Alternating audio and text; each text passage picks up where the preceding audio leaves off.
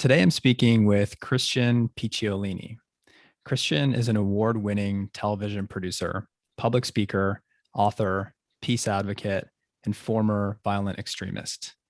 Christian chronicles his involvement and exit from the early American white supremacist skinhead movement in his memoir, White American Youth, and is the featured subject in season 3 of WBEZ's Motive podcast. He's helped hundreds of individuals disengage from hate and leads the Free Radicals Project, a global extremism prevention network. He showcases his disengagement work in his second book, Breaking Hate, Confronting the New Culture of Extremism, published in 2020 by Hachette Books, as well as the MSNBC documentary series of the same name. He's currently the host of the F Your Racist History podcast, a weekly scripted history show that tells America's hidden, overlooked, and unknown racist origin stories. Christian, thank you so much for joining me on the Middle Way podcast. It's a pleasure to be here, Matthew. Thanks for having me.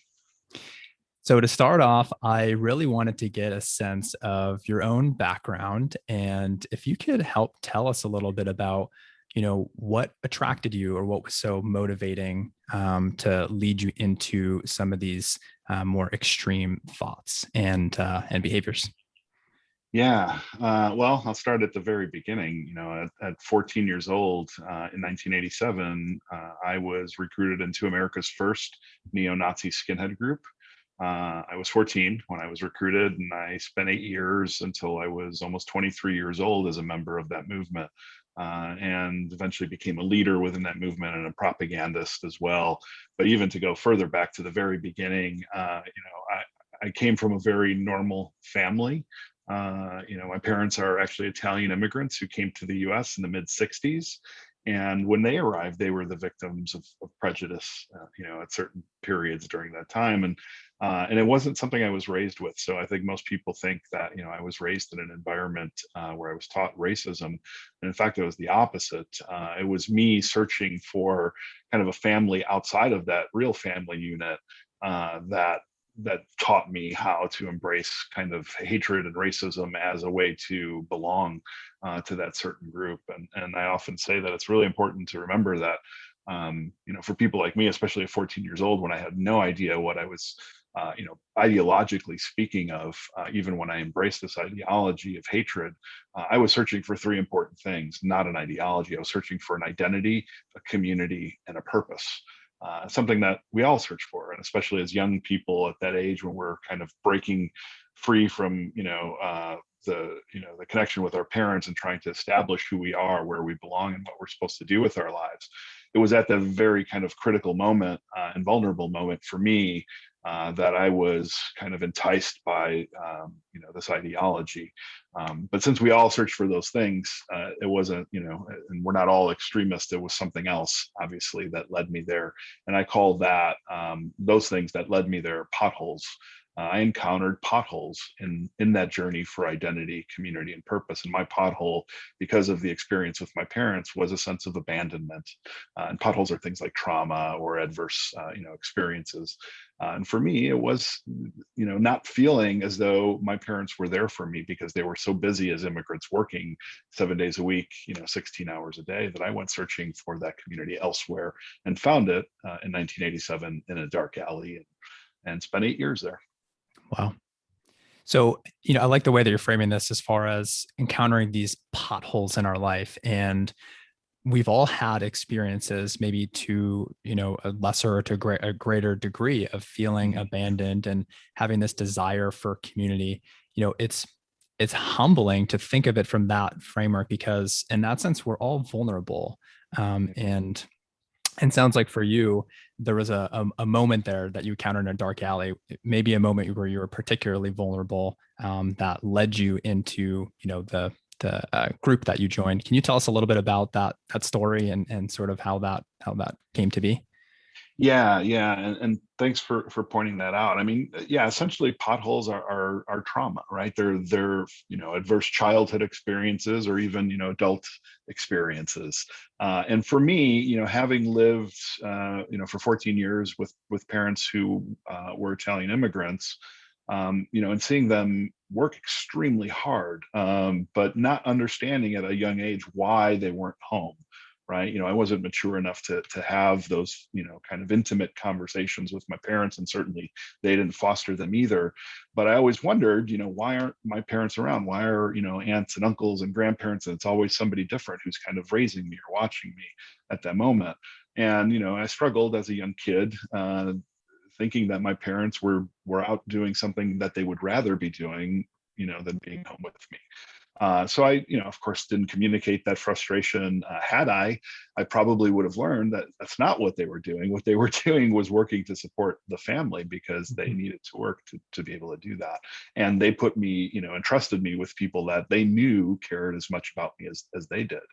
But I didn't ask. And instead I held that inside, and I went looking for it outside of the home. And, I found it in the open arms of a brand new, white power skinhead movement that had just been born in the United States. And, interestingly enough, on the south side of Chicago, in that alley where I had been recruited. It was kind of, bad, or, appropriate timing for me to be there, because the person who had recruited me, that one day I was standing, and to tell you the whole story, Matthew, is, at 14 years old, I was already kind of acting pretty delinquent and looking for my parents' attention without knowing that that's what I was really doing.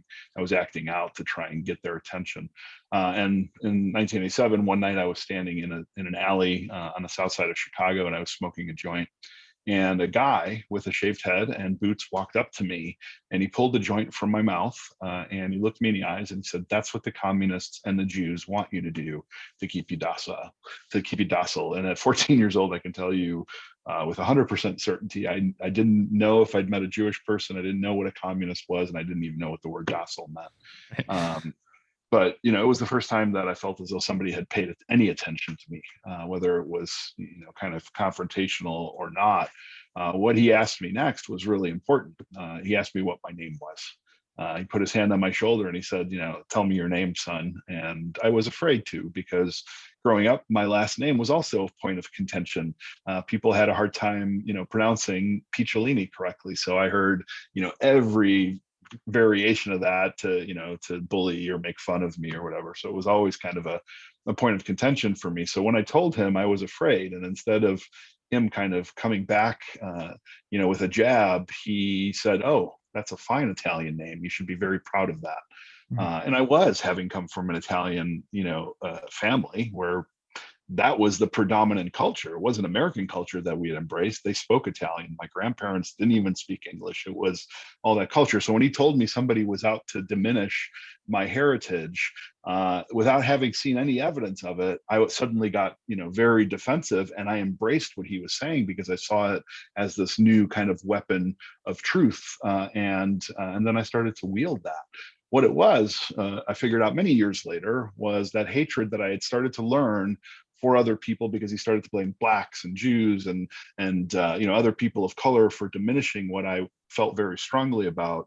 What it was is, I realized, was it was self-hatred. I really hated myself, and I was projecting it onto these scapegoats, these other people that I had never met, that I had no reason to hate, that had never done anything to me. I'd never had any experiences to teach me otherwise. I was projecting all that insecurity, all that self-hatred onto other people, and that was kind of how my hatred was personified, I suppose.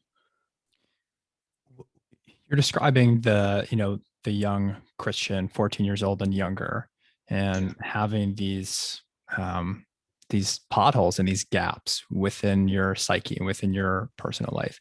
What do you think that little boy needed to hear at a young age? Like, what do you think would have been helpful if you could go back and say something to that person? What do you think they would have wanted to hear? Well, that's a really good question. And it's actually something that I ask myself all the time. And I have been for the last 20 years, because in the last 20 years, I have tried to be that person that I wish would have come up to me in the alley besides that skinhead, right? And it turned out that that guy who came up to me was America's first neo-Nazi skinhead leader, and he had started something very big that we still see the effects of today. But what I try and do today is I try and be that person that I wish would have approached me, because I can tell you, Matthew, had it been, a group of musicians or skateboarders or even ballerinas, I would have been the greatest ballet dancer on earth. It just never happened, unfortunately. You don't want to see me dance now. I really wish that somebody would have listened to me, because even though I wasn't saying the words, I wasn't asking the questions that I needed answers to, I think had people paid enough attention, I was acting it out enough to really clue people in. And I think had somebody approached me and asked me certain questions, I would have answered, honestly about how I felt. I just didn't really have anybody. I had a lot of people in my life, family members, but just nobody that had that kind of approach. There was always a lot of love, but there was never that intimate, how are you doing kind of conversation. And I think that would have been really important. I think I just wanted to really belong. Again, I was searching for an identity, a community, and a purpose. I wanted desperately to know who I was, where I belonged, and what I was supposed to do with my life. And had somebody channeled that and kind of guided me in a positive direction, I certainly would have done that for good. I didn't know I was doing bad at the time. The way that they had spun it and the way I had accepted it, being in a hate movement, wasn't that I was being a hater. It was that I was being a proud, white warrior that was protecting something of great value. It wasn't like, you're going to come hate people with us. It was, you're going to come love your own people enough that you're going to stand up against those other people. They were smart enough to spin it. So it wasn't pitched as a hate movement. It was pitched as a love movement. Right. So being an idealistic, although very misguided, 14-year-old, I was ambitiously pursuing that because I thought, at least at first, I was doing the right thing. And I couldn't understand why all the people around me suddenly couldn't agree with me, because my parents started paying attention at that point. They tried everything once they recognized what I was involved in to stop me from doing it. And I couldn't understand why they couldn't see I was protecting them, right, in my eyes. Of course, they knew that that's not what I was doing. They knew that I was, destroying myself and everybody around me, including the people I chose to harm. It was, I'd been detoured by those potholes quite figuratively, and on the fringes, that identity, community, and purpose from that toxic environment was so loud, and it was providing the only rewards, and I'm putting up air quotes for anybody who's just listening. It was providing rewards like camaraderie. It was providing rewards like feeling a sense of agency for the first time. They were all in a very toxic environment, of course, but they were the first times that I felt power, where I felt as though I was seen and heard. And it wasn't because people respected me; it was because people started to fear me. And I confused the two at the time, and I let it confuse me for 8 years until I realized that I needed to break away. Can you talk a little bit more about that? Was there a particular moment, or was this something that developed over time? How did you get out, and why? Yeah. There was a particular moment that was a coincidence, I think, that happened that allowed me to leave. But I can tell you, it wasn't one moment that turned a switch on for me. I think that that's a misnomer. I don't think anybody just wakes up and says, "I'm going to change every habit I've had for 8 years." It was like a pinball machine trajectory, right? I kept hitting things that kept changing my direction, and finally allowed me to be in a space where I had enough clarity to see what I was involved in. Just kind of I'll paint a picture of what some of those moments were like. In 1990, well, first of all, I'll take a step back. In 1993, I'd met a girl, in 1991, I met a girl and fell in love. I was 19 years old and we got married. She was 19 years old and we had our first child in 1992. In 1994, we had our second child. So that was the first thing that happened during those 8 years. Now, remember, I'd been recruited in 87 and I got out in 96. So it was right in the middle of that period where this was happening. And it was the first thing that happened in my life that challenged the sense of identity, community, and purpose that I'd found in the hate movement, because I couldn't be a father and a hate monger at the same time. They just really couldn't coexist. I couldn't be a provider and a destroyer. I couldn't choose between or I had to choose between one community that I'd surrounded myself with to boost my ego and another one that I'd physically given life to and was so in love with. And my purpose was challenged. I couldn't scorch the earth in one hand and want to provide a safe place for my family on the other. So it really challenged it. Unfortunately, I didn't make the right decision. What I did was I compromised. Well, I didn't compromise. My wife at the time compromised. I got my way, but I opened a record store to sell hate music. I told her I was going to get off the streets and stop leading this gang that I was leading to protect the family, that I would do something legitimate. But of course, in my eyes, legitimate still meant selling hate music. So she agreed. And anyway, I opened a record store to sell racist music that I was importing, that I was making. I was in a band at the time that was touring Europe and around the United States, performing this hate music. But I also sold, punk rock music and hip hop music and rockabilly music and heavy metal and all. It was an independent record store. And the people that came in to shop for that other music also challenged me. I was selling racist music on one side, and people knew that because I certainly wasn't hiding it. But the ones who came into my store to kind of shop and peruse the aisles for the other stuff also chose to challenge me with compassion. And it was something I didn't deserve at the time, and especially from people that like them who, I certainly didn't earn it from. And they came into my store and they started conversations with me that challenged me. And because I wanted to be a good business person and provide for my family, I didn't want to really have any controversy. I mean, certainly I was selling racist music, but I didn't want to have confrontations and the controversy that surrounded that with my customers. So I had civil conversations with them, and I started to realize that I actually liked the people that were Black and Jewish and gay and Asian that were coming into my store much more than I liked the white skinheads that I called my brothers. So I had this dilemma, and I eventually pulled the racist music, and I lied, and I told my skinhead friends that I pulled it because it was too expensive to import and I was having difficulty with customs, and instead I pulled it because I was ashamed of it. And of course, it was so much of my revenue that once I pulled it, I had to close the store down shortly after because I couldn't sustain, sales and revenue without it. But it was the people that I'd met in the store that took a chance on me, despite knowing, who I was on the outside. They saw something inside of me that maybe I hadn't seen, and it was really, truly them that set me on a path to try and find something else. And it was the closing of my store. When I mentioned the coincidence, it was the closing of my store that gave me the opportunity to have a safe place to explore, because I told my friends, the skinheads that I was with, that I needed, after I closed the store, that I needed time to rebuild my life and that I would be back.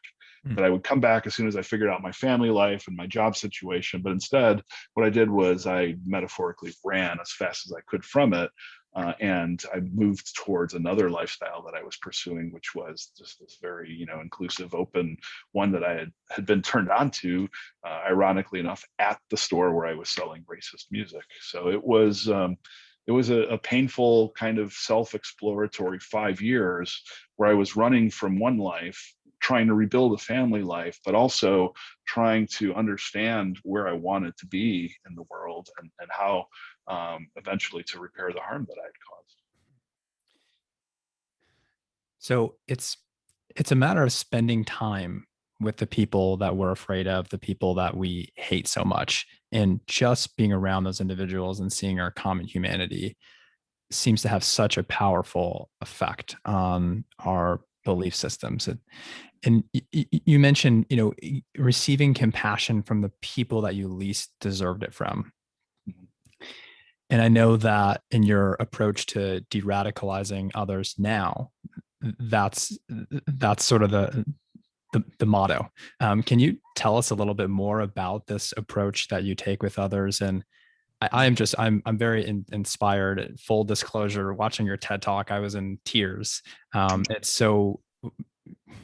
It's very inspiring, the work that you do. So can you tell us a little bit more about this approach that you take to meeting other people who are in extremist movements?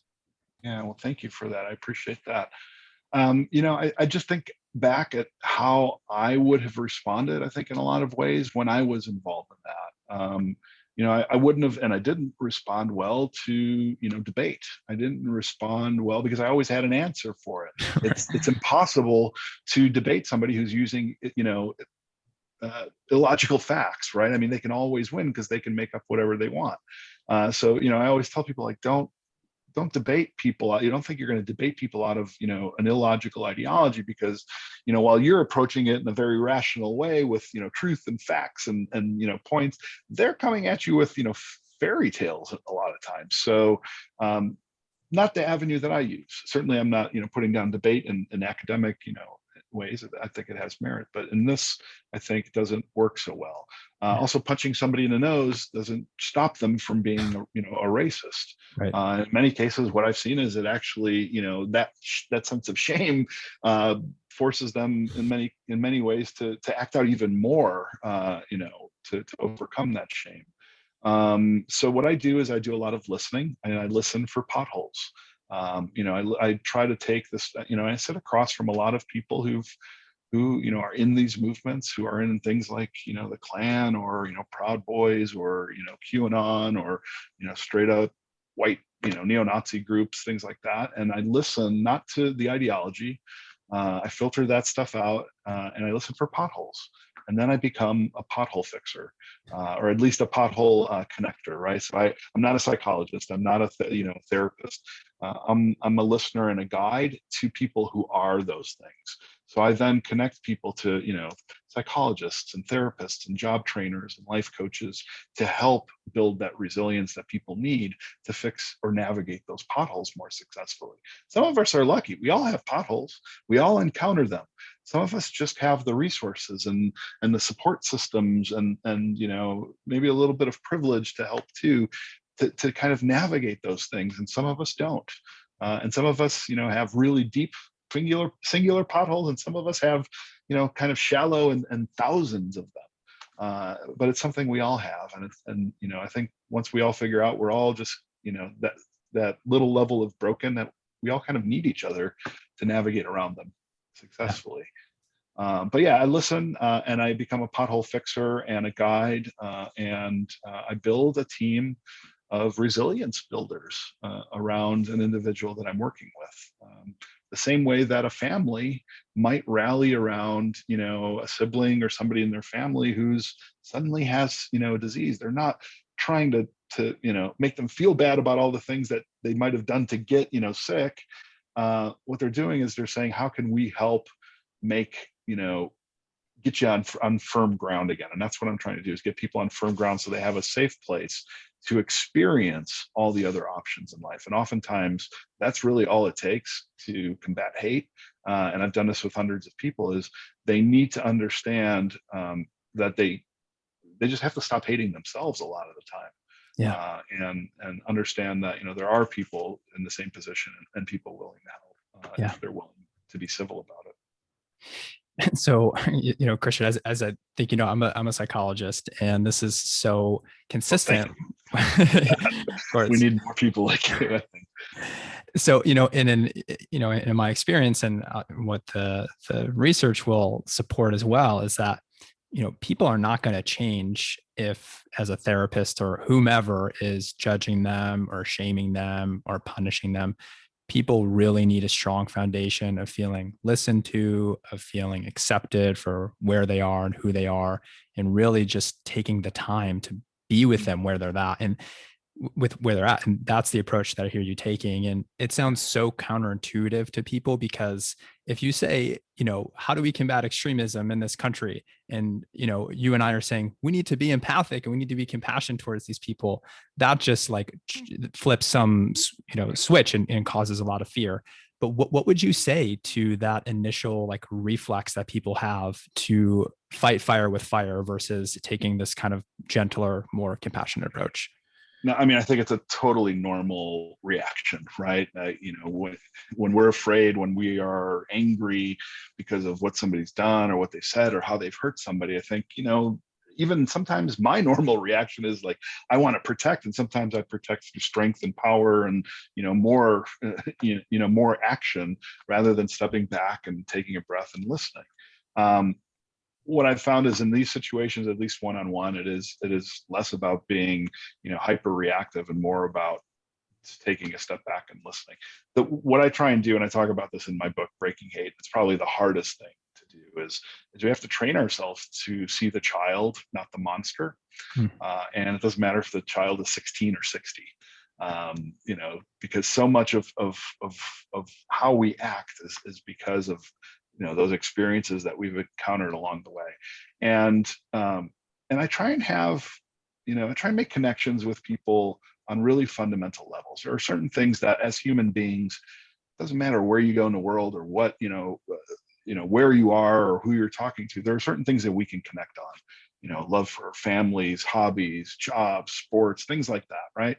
And I try and make those connections because what I find is eventually you'll go off track, right? Discussing other things, but you always have a reference point to come back to. But if we start immediately on opposite ends of the playing field about all the things that we don't agree about, we'd never find our way to that center point of connection. Whereas, if we start there and we find our way, we can always go back. But yeah, it's a really difficult thing to do. But I also want to say, holding people accountable through this, empathic approach and this compassionate approach, there is also accountability, right? Because I really do believe that redemption without accountability is just another form of privilege. And people, and I think to learn their lessons, have to be held accountable for them. They have to see the harm that they've caused and they have to repair it. Otherwise, I really don't think it sticks. It's not true change. So I do my best to hold people accountable. That's different for everybody because certainly, there are levels of things that people have done. But I've been holding myself accountable for, 20 plus years, partly by being public about what I've done in my life, partly, by speaking truth to power about the things that we're seeing. Today I've been doing it for 20 years. We've been talking about white nationalism for about 5 in this country. Certainly it's existed much longer before then, and then there were people talking about it, but I think it's been kind of on the tip of our tongues now for the last 4 or 5 years. Well, I've been talking about it for 21 and warning people about this space that we are in today. And I'd like to take this opportunity to warn people that if we don't do something about it now, that we're not going to have the luxury of another 5 or 10 or 20 years removed from it to talk about it again. It will consume us. And it's something that we do have to confront now in some way. But on an individual level, absolutely, I find that the best approach is really trying to find a way to see the child and not the monster, that understanding that hatred and that monster is sometimes a suit that is put on both as a weapon and as a protective measure, and that once you can get through that suit or beyond that, we are kind of all the same and share that fundamental and kind of universal brokenness that is repairable. Yeah. So I know this is a hard question, but if we can take kind of the formula or the approach that you're using on the individual level and try to extrapolate that onto the macro level to what we're seeing in our society now, and you're obviously identifying this very important threat, what would your recommendation or approach be to dealing with this kind of on a more macro level? Well, I can tell you that it's not just people that encounter potholes and are in a search for identity, community, and purpose, but as a nation, as a society, we are also now, I think, struggling for a clearer sense of who we are, who our community is, and what our purpose as a society is. But we've also encountered historical potholes along the way that we have not repaired, that we've not in many cases even acknowledged. Things like slavery and Jim Crow and all of the things that we are talking about today, where so many people are afraid of talking about the part of our history where we've done bad to our own people. And it's so important that we acknowledge those potholes, that we do the work to repair them, so that we can, as a society, be on firmer ground to find a more positive sense of identity, community, and purpose. So I would translate what I do with individuals to our society as a whole, to the macro. But I can tell you that until we deal with the systemic and institutional issues, the racism and the brokenness, that stems from that, we are an ecosystem that is creating future racists, people that will be further polarized by these issues. So I think that we have a lot of work to do as a society. But I think we can start by recognizing the universality of our brokenness and understanding that we all kind of need each other to make it through this together. Mm-hmm. So both kind of on an individual and collective level, being able to reflect on those potholes on our history and to really take some time to sit with that. Yeah, I mean, our own individual potholes, I mean, it's something we can all work on and we can use help from other people. But I think acknowledging our societal potholes that still exist today that, you know, are making it difficult to progress forward in a way that includes everybody. Sure. Important. Sure. Well, this might be a good time to ask you about your podcast, which is very relevant to what we're talking about here. Can you tell me a little bit about your podcast and what we might learn from tuning in? Yeah. So I just launched a new podcast. It's called F Your Racist History. And despite the title, there are no curse words or no swear words in it. It is really for everybody. And it really is kind of a history lesson that delves into, kind of the overlooked, certainly the under-acknowledged racist origin stories of a lot of parts of America.